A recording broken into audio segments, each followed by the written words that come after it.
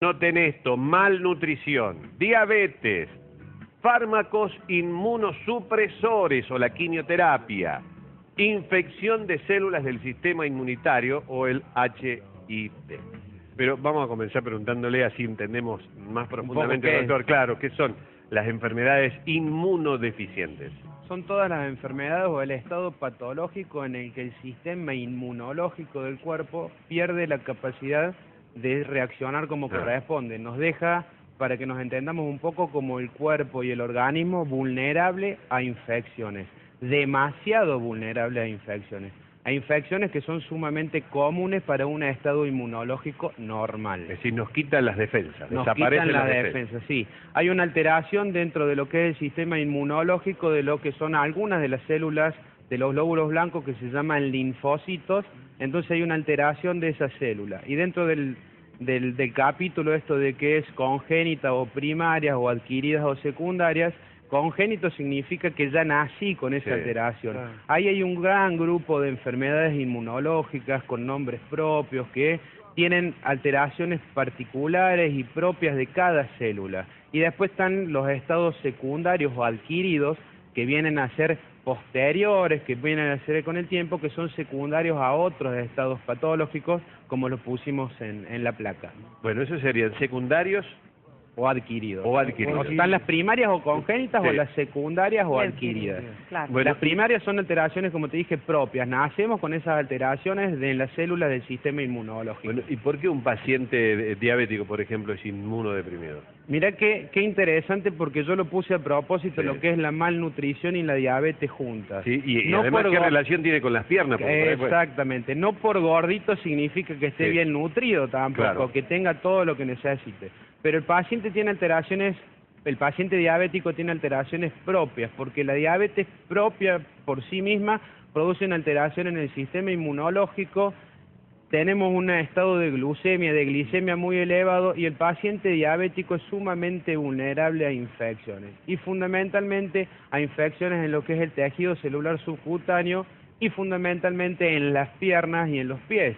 Lo hemos dicho en reiteradas oportunidades en el programa, porque además de este estado de deficiencia inmunológica, se suman otras alteraciones con la diabetes, como lo hemos nombrado, que hay una vasculopatía, quiere decir que hay una alteración en la irrigación de ese miembro, y también hay una alteración nerviosa, paciente que se lastima y no tiene sensibilidad, entonces no se da cuenta. Pero, y cuando hablamos recién de malnutrición, ¿tiene algo que ver con Tiene algo que ver, mira, en un congreso del año pasado ya se ha estado estudiando mucho qué es lo que requiere el cuerpo y qué nutrientes requiere el cuerpo para la curación de las heridas.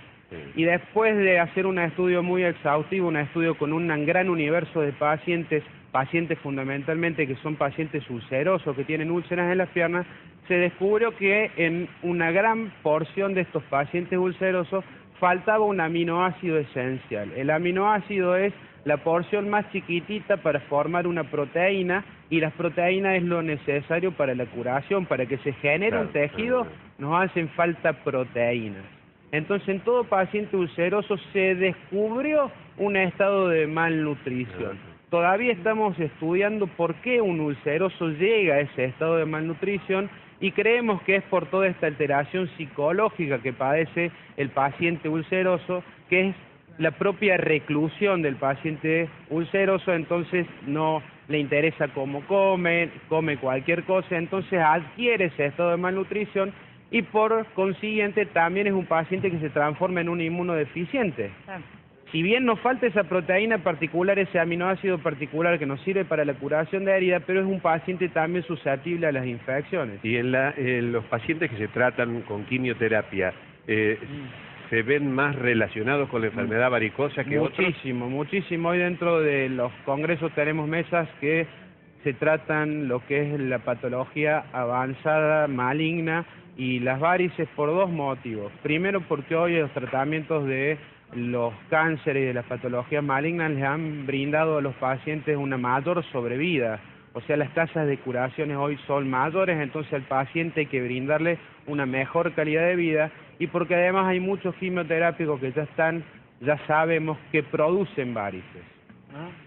Así como el quimioterápico ataca toda célula que está en permanente crecimiento y mitosis, un cáncer es un grupo de células que está diferenciándose y creciendo demasiado rápido. Entonces el quimioterápico va y ataca ese tipo de células, pero en el cuerpo también había otras células que se van diferenciando así rápido, ejemplo las del pelo, por eso un paciente con quimioterapia pierde el cabello, pierde el pelo porque la célula del folículo piloso está permanentemente regenerándose. Doctor, ¿y un enfermo de HIV puede tratarse Sí. varices? Se pueden tratar varices y son pacientes que tienen alteraciones particulares porque el paciente con el síndrome, cuando yace el síndrome de inmunodeficiencia humana, no solamente un paciente HIV positivo, hay que saber diferenciar lo que es un paciente portador del virus y el paciente que ya tiene todo el síndrome de inmunodeficiencia humana. Ese paciente hace alteraciones dérmicas particulares.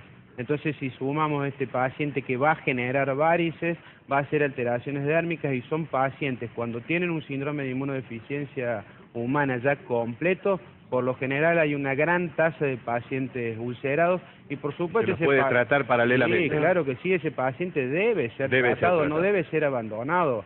Así como tenemos que tratar el paciente que tiene su HIV positivo, debe ser tratado y debe tener una gran calidad de vida. Gracias, doctor. A sus órdenes. Muy amable, muy amable.